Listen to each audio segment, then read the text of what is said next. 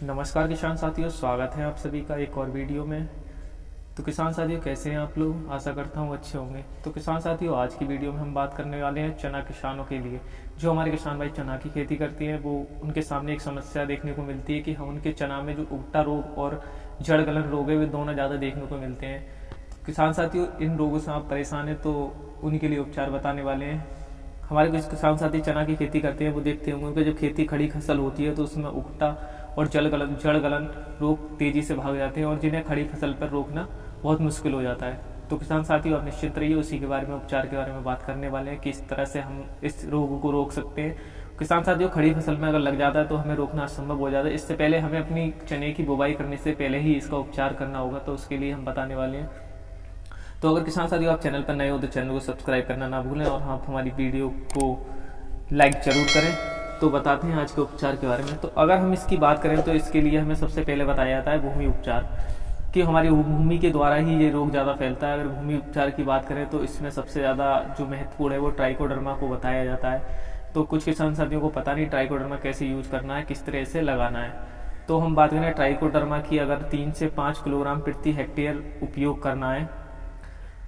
अगर इसको उपचार की बात बताएं तो किस तरह से उपचार करना है, तो हमें इसे ट्राइकोडर्मा को उपयोग करने से पहले गोबर या वर्मी कंपोस्ट को ले लेना है। उसमें हमें खूब अच्छी तरीके से मिला लेना है। मिलाने के बाद हमें छाया में टाट से ढक के 3-4 दिन के लिए छोड़ देना है, ताकि जो गोबर और वर्मी कंपोस्ट है उसमें अपने जो कण है वो अवशोषित कर ले और उसमें अपने वर्मी कंपोस्ट को अपने रूप में ले ले।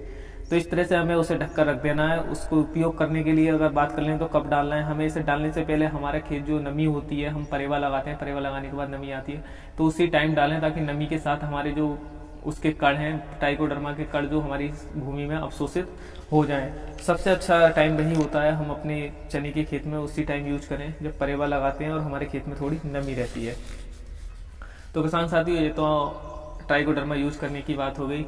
अगर बात कर लें तो ट्राइकोडर्मा हम लाएं कहाँ से ले सकते हैं? हम संस्था हमारे पास जो शॉप होती है वहाँ से ले सकते हैं। तो किसान साथियों, वहाँ से ना लें, ज़्यादा से ज़्यादा कोशिश करें हमारी जो सरकारी संस्थान होती हैं, सोसाइटी होती हैं, कृषि विभाग होती हैं, वहीं से इसको लेके आएँ। क्योंकि वो जो हमारे ट्राइकोडर्मा को तैयार करते हैं वो भूमि से अवशोषित करने के बाद ही तैयार करते हैं। जो हमारी भूमि होती है उसी के अनुसार उसको तैयार करते हैं। तो ज़्यादा करें तो हमारी जो सरकारी संस्था है वहाँ से ही लेकर आएँ। लोकल एरिया में जो ट्राइकोडर्मा मिलता है उसका उपयोग ना करें। अगर नहीं मिलता है तो करें, नहीं तो हमारी सरकारी संस्था से ही लेने की कोशिश करें। अगर बात कर लेते हैं चने को उपचारित करने की, तो हम चने का जो उपचारित करते हैं, किसान साथियों, उपचारित करते समय हम चने में क्या उपयोग करें जो कि हमारे जो चने में बाद के लिए उगटा और जड़ गलन रोग लगता है वो ना लगे। तो चने को उपचारित करते समय सबसे बढ़िया रहता है कार्बेंडाजिम 50% WP 2 ग्राम प्रति किलोग्राम बीज के साथ हम इसको उपयोग कर सकते हैं। ये बहुत ही बढ़िया और अच्छा रिजल्ट है इसका, बहुत ही सस्ता पड़ने वाला है। और उसी के साथ हम उसको ट्राइकोडर्मा 5 से 10 ग्राम प्रति किलोग्राम बीज के साथ हम इसको उपयोग कर सकते हैं। अगर इन दोनों का हम उपयोग करते हैं तो हमारे खेत में आगे लगने वाले कोई भी किसी भी तरह का उगटा और जड़ गलन रोग दिखने वाला नहीं है, कोई फफूंदीनाशक रोग आने वाला नहीं है। तो आप इनको उपयोग कर सकते हैं। और किसान साथियों, जिन किसान भाइयों की मिट्टी रेतीली है, थोड़ा नरम टाइप में मिट्टी है, उसमें दीमक की प्रॉब्लम रहती है, तो उन किसानों के लिए भी बता दूं, अगर दीमक की प्रॉब्लम रहती है तो वो क्लोरापाइरिफोस 20 EC 8 ml किलोग्राम प्रति किलोग्राम बीज के साथ उपयोग कर सकते हैं, जिससे हमारे जो चने में दीमक लगती है वो दीमक नहीं लगेगी।